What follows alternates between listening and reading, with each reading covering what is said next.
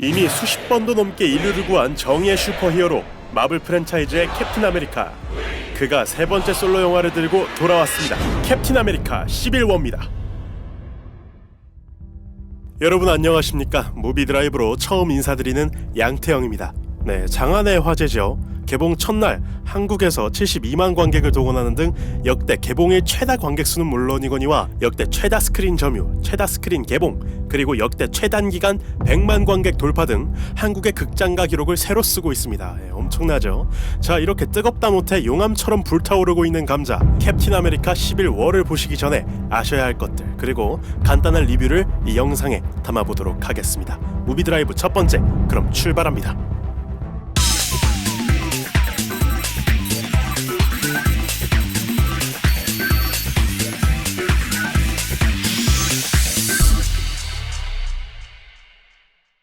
마블 프랜차이즈가 어느덧 13번째 영화를 찍어냈습니다. 특히 이번 영화는 스토리상 전작들과의 연결고리가 큰 비중을 차지하기 때문에 마블 영화를 처음 접하시는 분들 혹은 중간부터 접하셨던 분들은 이 영화의 모든 요소를 느끼기 어렵겠다는 생각이 드는데요. 모든 마블 영화를 볼 수 있다면 정말 좋겠지만 시간상의 여건으로 그렇지 못한 분들께 간단히 소개를 해드리자면, 먼저 이 영화는 어벤져스의 리더들이라고 할 수 있죠. 구도 자체가 크게 캡틴 아메리카와 아이언맨의 갈등을 그린 영화입니다. 따라서 해당 캐릭터들에 대한 이해가 어느 정도는 필요한데요. 제가 권장하는 순서대로 나열해드리자면 아이언맨 1, 아이언맨 2, 캡틴 아메리카 1, 어벤져스, 아이언맨 3, 캡틴 아메리카 2, 어벤져스 2가 되겠습니다. 네, 가능하다면 그 밖의 영화들을 더 보고 오셔도 배경 이해에 좋겠죠? 자, 이제 리뷰로 넘어가겠습니다. 이 영화 자체가 상당히 스토리라인의 비중이 크다 보니까요, 아무래도 간단한 리뷰 한마디 한마디가 스포일러가 될 수도 있어서 스포일러에 민감하신 분들은 보고 오신 뒤에 영상을 보시는 것을 추천합니다. 이번에 새로 영입된 뉴페이스들이 있습니다. 바로 블랙팬서와 스파이더맨이라는 캐릭터인데요.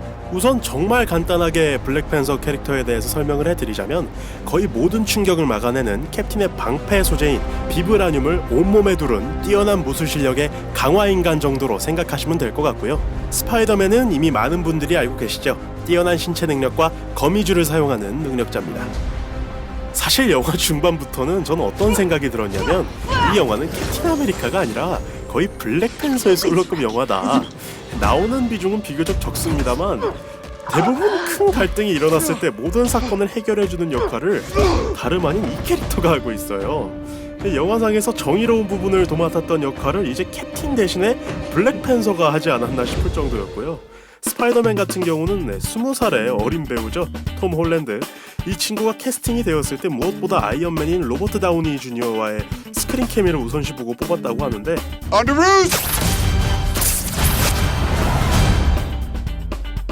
Hey everyone. 확실히 마블의 눈은 정답이었습니다. 왠지 낯익은 포지션이라고 생각을 했는데 엑스맨 데이즈 오브 퓨처 패스트의 고속 능력자 퀵실버가 생각나는 존재감이었어요.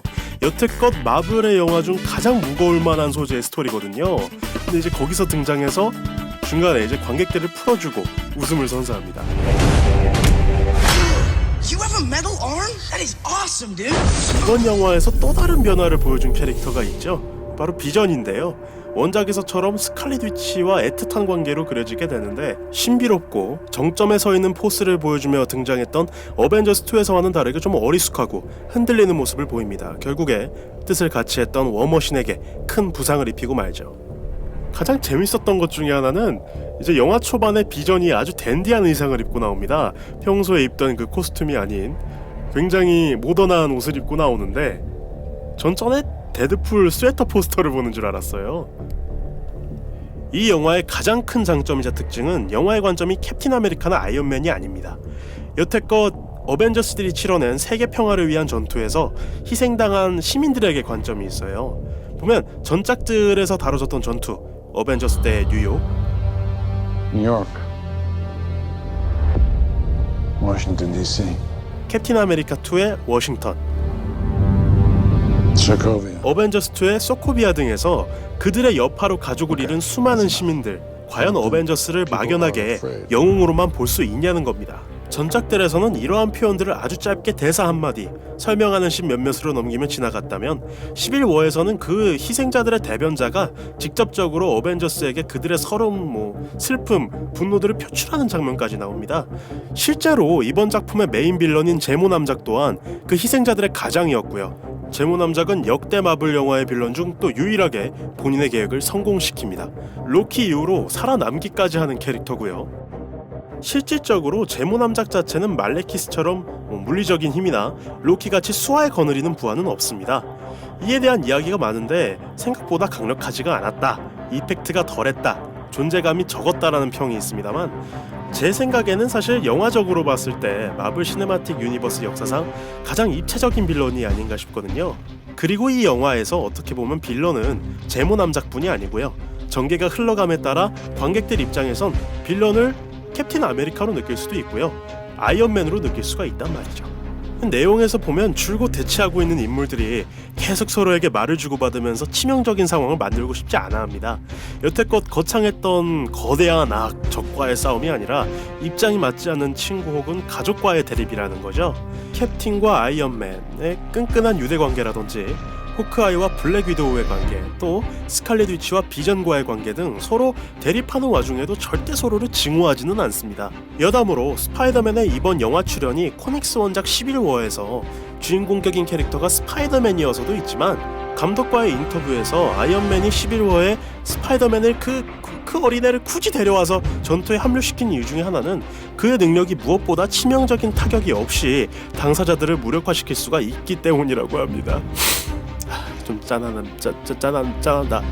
여튼 이렇게 해서 11호에 아마도 간단한 리뷰와 준비해야 될 영화를 풀어봤습니다. 이런 리뷰를 처음 해보기도 했고 정리를 정말 급하게 한 감이 없지 않아서 아마 자세한 11호의 리뷰는 추후에 제가 영화를 한 번 더 보고 다시 제대로 정리를 해서 돌아오도록 하겠습니다. 여태까지 양태영이었습니다. 고맙습니다.